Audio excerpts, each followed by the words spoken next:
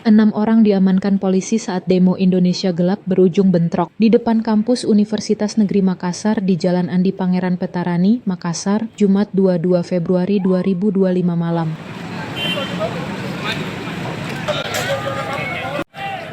Unjuk rasa yang mulanya berlangsung damai, berujung bentrok saat pendemo mulai memblokade Jalan AP Petarani hingga malam. Beberapa orang yang diduga dari sekelompok warga tiba-tiba terlibat saling lempar dengan pendemo yang bertahan.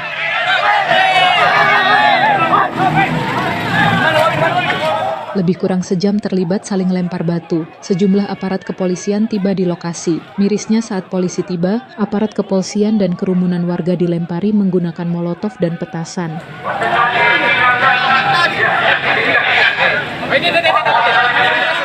Brimob Polda Sulsel langsung dikerahkan dan menyisir jalan pendidikan tempat pendemo bertahan dan melakukan pelemparan. Dari penyisiran itu, sejumlah orang yang diduga terlibat bentrok langsung diamankan polisi. Kapolrestabes Makassar Kombes Pol Arya Perdana mengatakan ada 6 orang diamankan.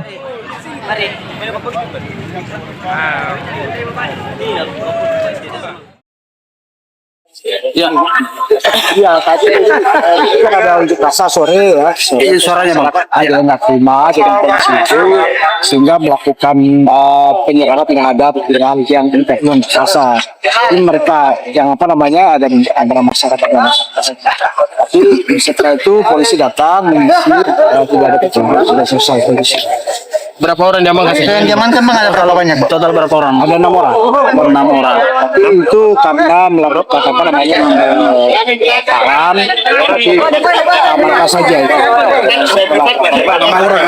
Pada barang bukti yang diamankan ini diapakan mereka? Orang 6. Kita amankan aja dulu. Tanyai kita untuk barang bukti yang kenapa mau melakukan lepal itu? Untuk barang bukti Bang yang diamankan pagi ke depan. Umumnya mereka mahasiswa UNEM atau dari luar UNEM atau seperti apa?